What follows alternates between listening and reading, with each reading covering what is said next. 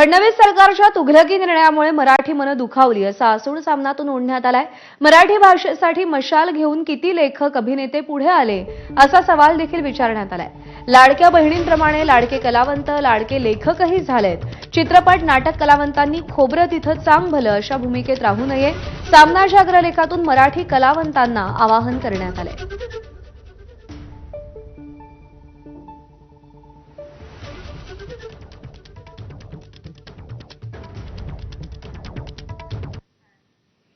अग्रलेखातले महत्त्वाचे मुद्दे आपण पाहूया। फडणवीस सरकारनं पहिलीपासून हिंदी ही तिसरी भाषा सक्तीची करण्याचा तुघलकी निर्णय घेतल्यानं मराठी मनं दुखावली। पण नुसत्या दुखावण्यानं किंवा हात चोळत बसण्यानं काय होणार? काही मराठी नट, लेखक, कवी मंडळींनी निषेधाचे सूर काढलेत, पण तेही मर्यादित आहेत। आमच्यावर हिंदी लादाल तर याद राखा असं दक्षिणेतील अभिनेता प्रकाश राजनं सरकारला ठणकावलंय। आपल्या मराठी भाषेसाठी अशी मशाल हाती घेऊन किती जण पुढे आले?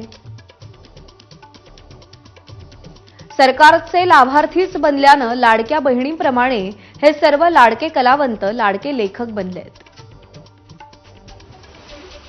भाजप काळात पद्म पुरस्काराचे वगैरे लाभार्थी बनले असे मराठी शिलेदार आक्रमणाविरुद्ध तोंडे शिवून बसली आहेत। नाना पाटेकरांपासून माधुरी दीक्षितपर्यंत, सचिनपासून सुनील गावस्करांपर्यंत सर्वांनी सक्तीकडे गांभीर्यानं पाहावं। पण हे आपले पडले राष्ट्रीय आंतरराष्ट्रीय ख्यातीप्राप्त लोक, मराठी कुशीत जन्मले पण जगाचे झाले।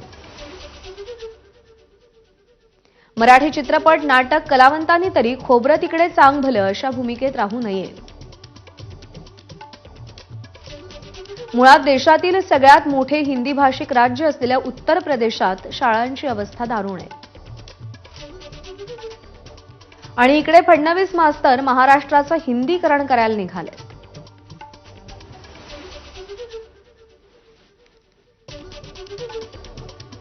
तर ठाकरेंच्या शिवसेनेचे नेते अखिल चित्रे यांनी काय म्हटलंय तेही आपण पाहूया। महाराष्ट्रात हिंदीची सक्ती रोखणं आणि मराठीचा आग्रह असणं यावर महाराष्ट्र सरकार चर्चा कसल्या करत बसलंय? त्रिभाषा सूत्र आणि राष्ट्रीय शैक्षणिक धोरणाचा जो दाखला दिला जातो तो धादांत खोटा आहे। फसव्या दाव्याबद्दल अंशतः तत्वतः नाही तर पूर्णतः अभ्यास करून मुख्यमंत्र्यांना कळवलंय।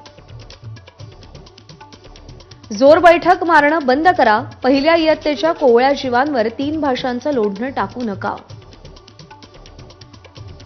महाराष्ट्राचं हिंदीकरण करू नका। या मराठीद्रोही सरकारला आमच्या संतापाचा सामना करावाच लागेल। पुणे रेल्वे स्थानकाच्या नामांतराच्या मुद्द्यावरून वाद सुरू झालाय। रेल्वे स्टेशनला थोरले बाजीराव पेशवे यांचं नाव देण्याची मागणी